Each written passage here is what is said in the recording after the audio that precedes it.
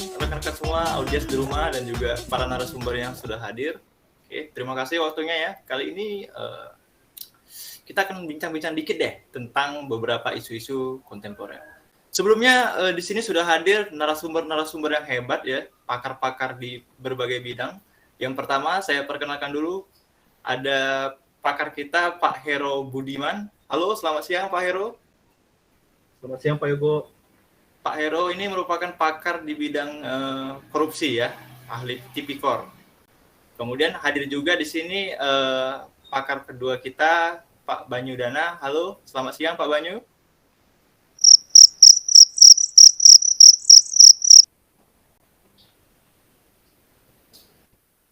Hilang. Ini ulang deh Robi. Halo, selamat siang Pak Yogo.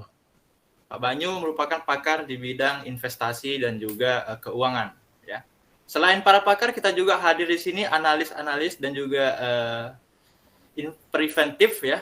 Ya, analis pertama kita ada Pak Robi Rafael. Halo, selamat siang Pak Robi. Halo, selamat siang Pak Yogo. Sehat Pak Robi? Alhamdulillah. Alhamdulillah ya, dari senyumnya juga cerah banget gitu ya, seperti cahaya yang menerpa wajahnya. Oke, ada juga Bu Iis sebagai preventif kita. Halo, selamat siang Bu Iis. Ya, selamat siang Pak Yogo. Bu Iis sekarang lagi di mana? Lagi di domisili. Lagi di domisili ya. Oke, semoga sehat-sehat terus ya Bu Iis ya. Di sini juga rekan-rekan saya tidak sendiri, saya ditemani oleh mitra saya, ada Ibu Mirah Astuti. Halo, selamat siang Bu Mirah. Halo, selamat siang Mas Yogo dan rekan-rekan semua. Oke. Kita bahas materi apa nih? Yang pertama kita bahas materi apa ya? Apa yang kira-kira yang lagi hot ini, Bu Mirah? Kayaknya yang kasus baru-baru ini ada kasus pemerasan yang dilakukan oleh anggota BPK deh. Mau bahas itu nggak? Boleh, kita show aja langsung ya. Cep, neng, masuk.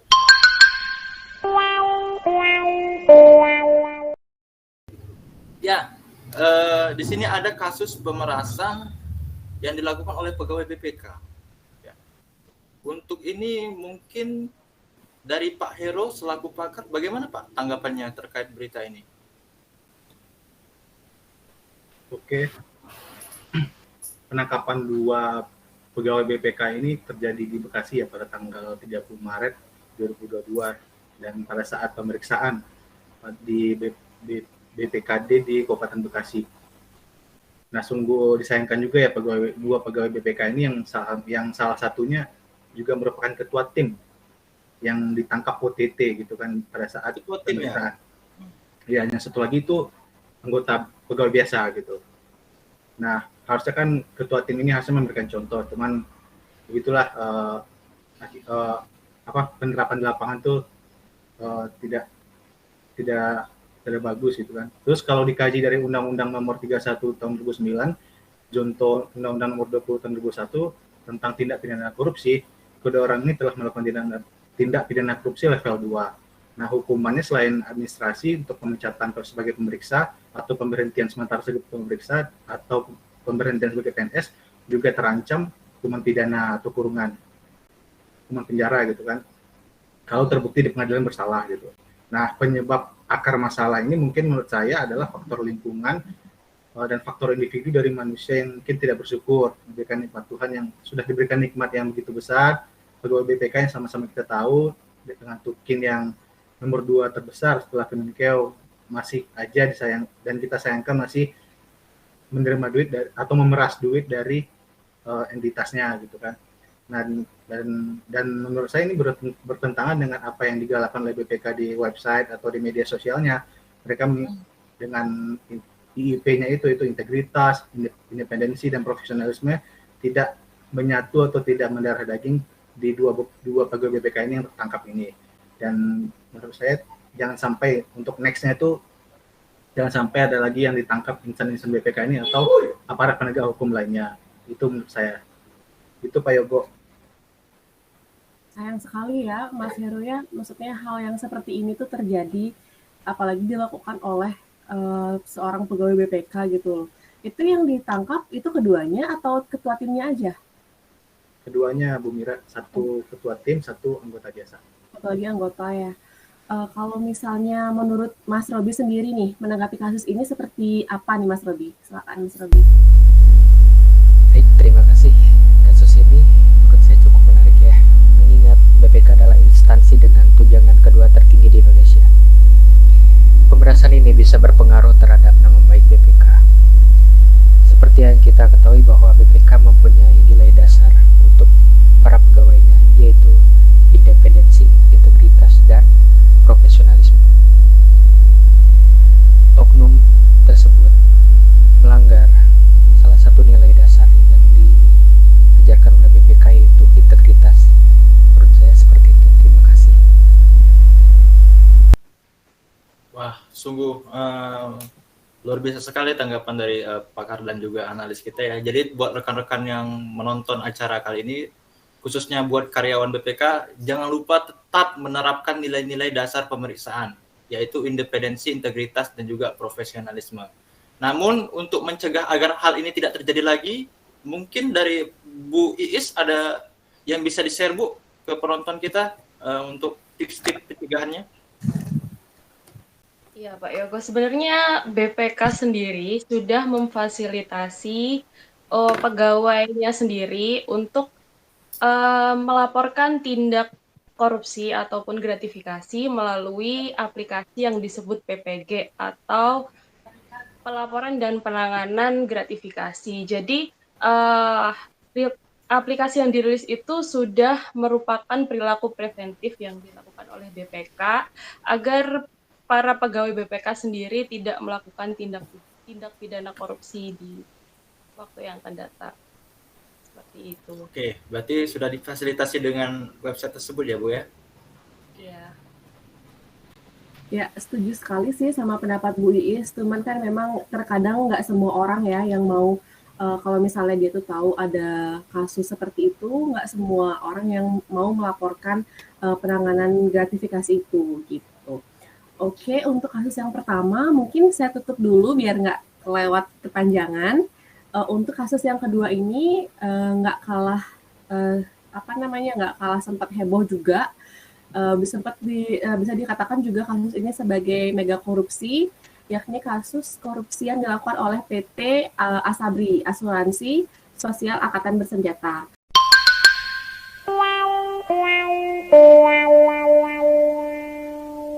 Mungkin Pak Banyu bisa lebih menjelaskan ke Banyu untuk kasus yang ini terjadi bermula seperti apa? Silakan. Ya, baik Ibu Mira, selamat siang semuanya.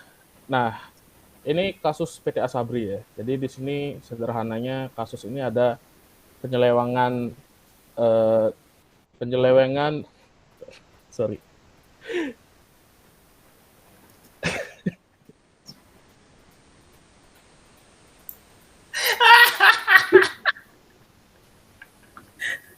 Apa Banyu? A few moments later. Terima kasih Bu Mira, selamat siang semuanya. Oke, jadi ini adalah kasus PT Asabri ya.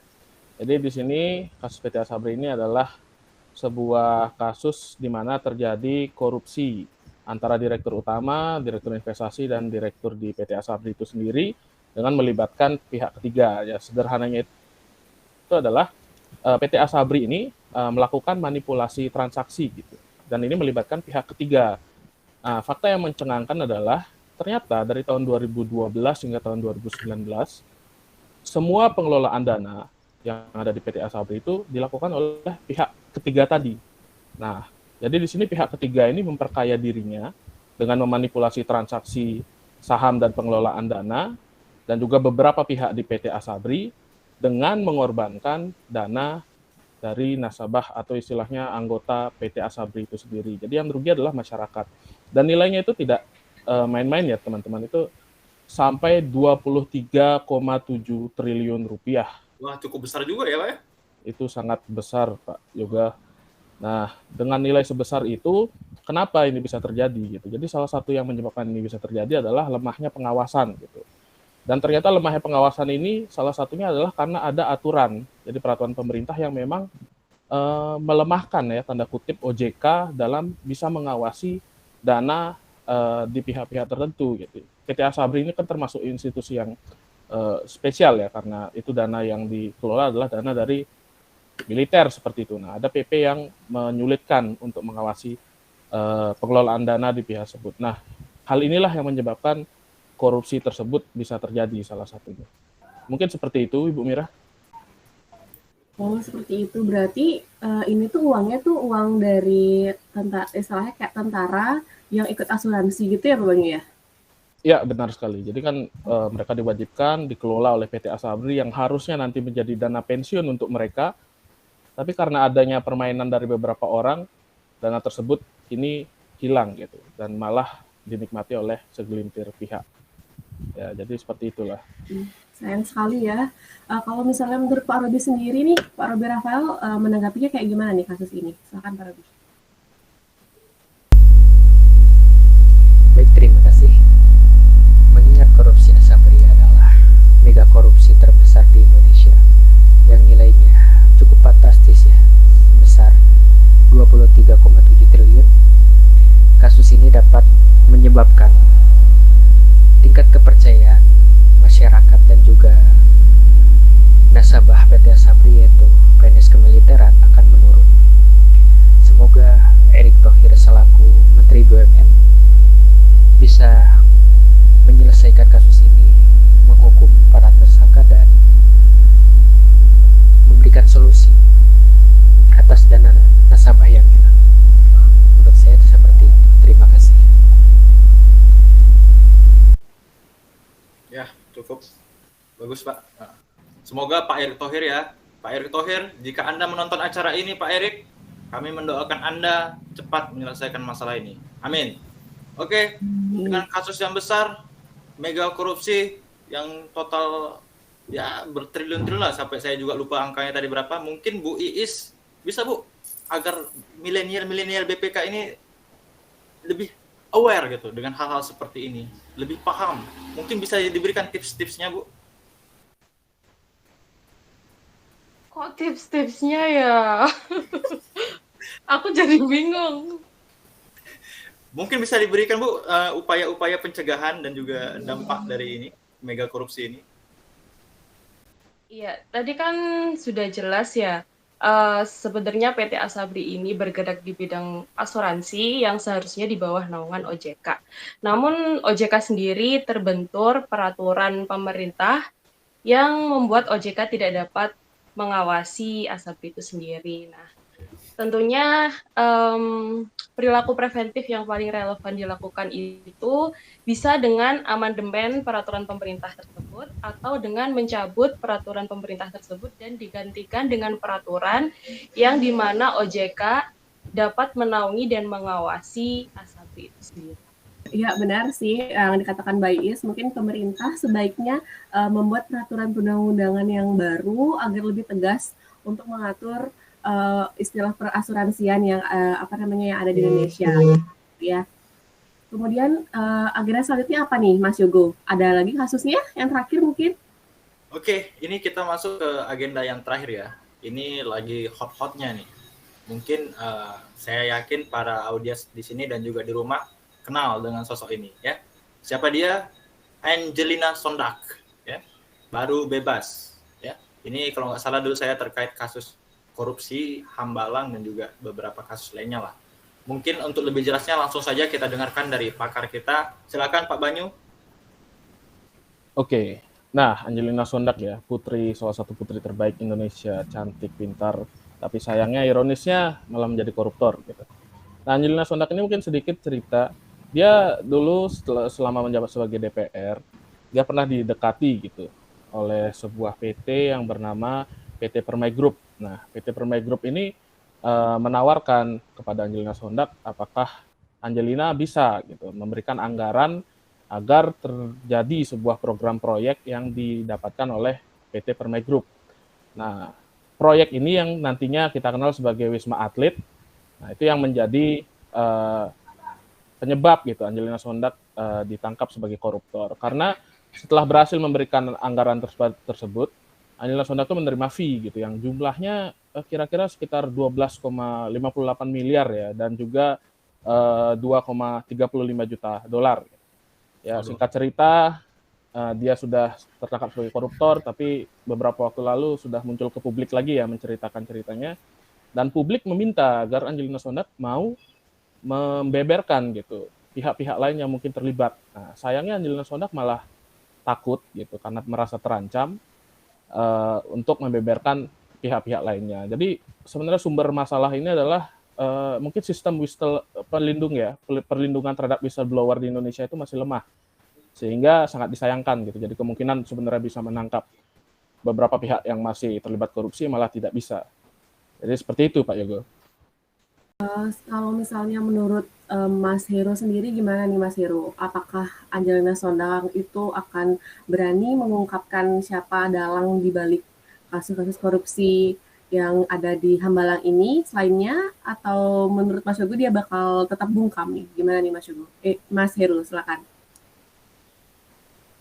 Menurut saya sebenarnya 50-50 Angelina Sondak ini, karena harus ada koordinasi antara lembaga-lembaga negara. Itu contohnya adalah KPK, LPSK, dan si individu atau pribadi dari si Angelina Sondak sendiri. Nah, menurut saya mereka KPK dan LPSK ini harus menjalankan fungsi dengan baik. KPK sesuai dengan SOP harus cepat melakukan pemanggilan terhadap Angelina Sondak untuk sebagai saksi atau whistleblower untuk membongkar orang-orang lain yang terlibat di korupsi ini.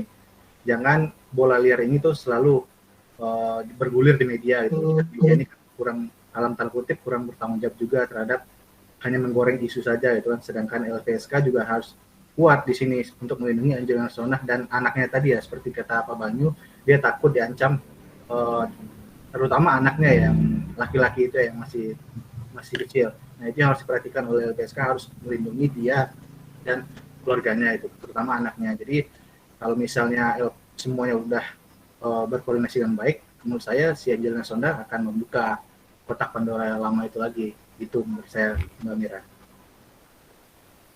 Ya semoga aja sih dia mau buka ya, kan kasihan juga, maksudnya dia tuh istilahnya jadi korban juga loh, cuman dia yang masuk sedangkan yang lainnya masih sembunyi gitu kan. Kalau Mas Robi sendiri gimana nih Mas Robi? Baik, terima kasih. Menurut saya kasus ini akan berdampak kepada partai pengusung Angelina Sondak, yaitu Partai Demokrat, yang akan menurun elektabilitasnya di pemilu 2024 nanti, dan juga menurunnya tingkat kepercayaan masyarakat kepada DPR, dikarenakan banyaknya korupsi itu berasal dari DPR. Seperti itu. Terima kasih. Oke, berarti selain juga berpengaruh kepada kepercayaan masyarakat, juga berpengaruh kepada partai pengusungnya, seperti itu ya Pak Robi ya.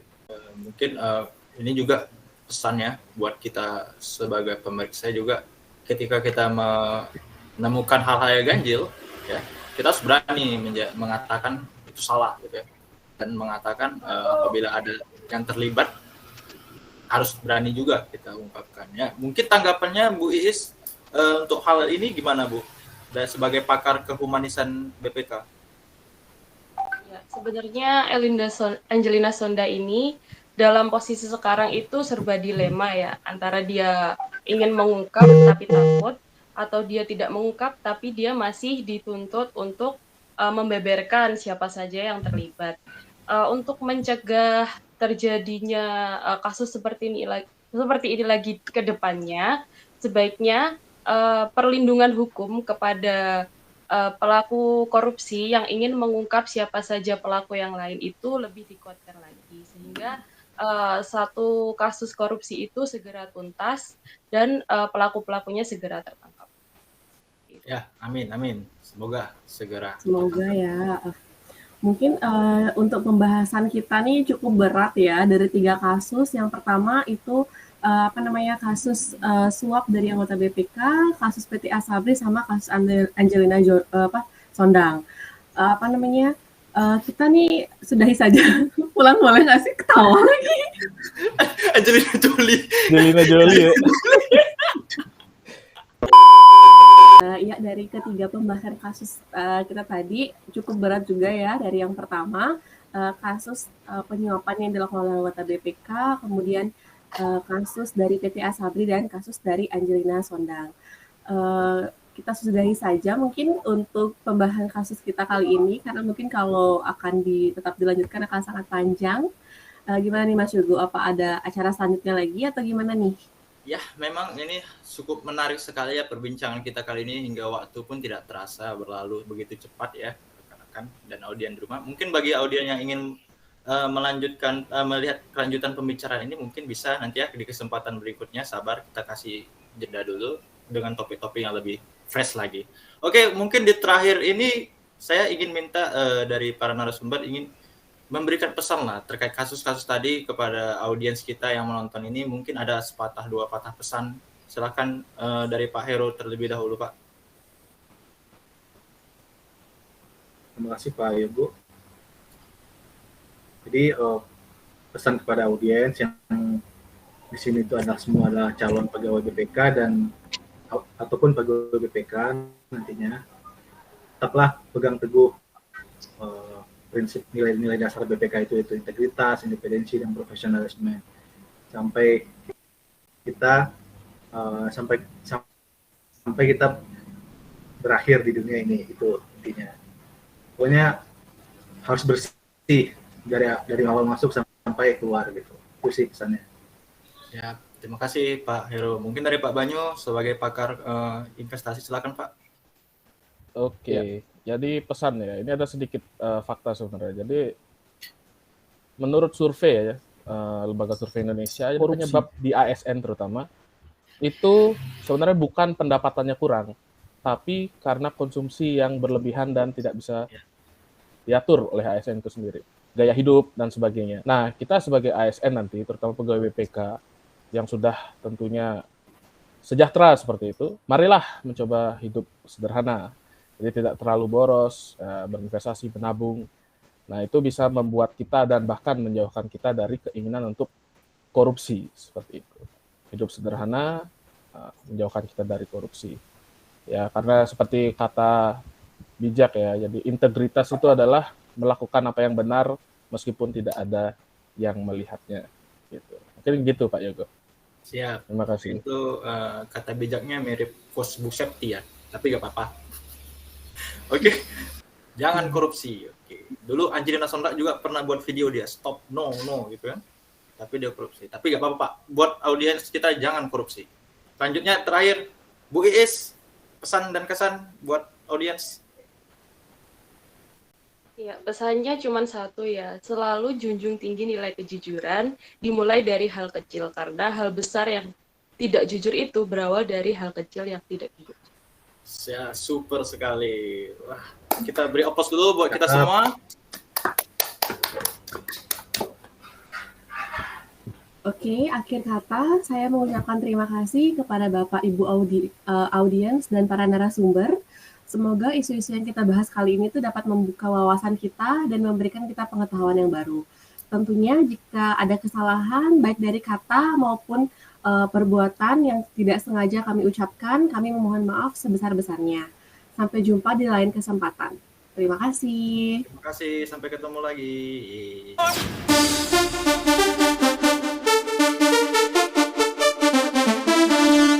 Ding, ding.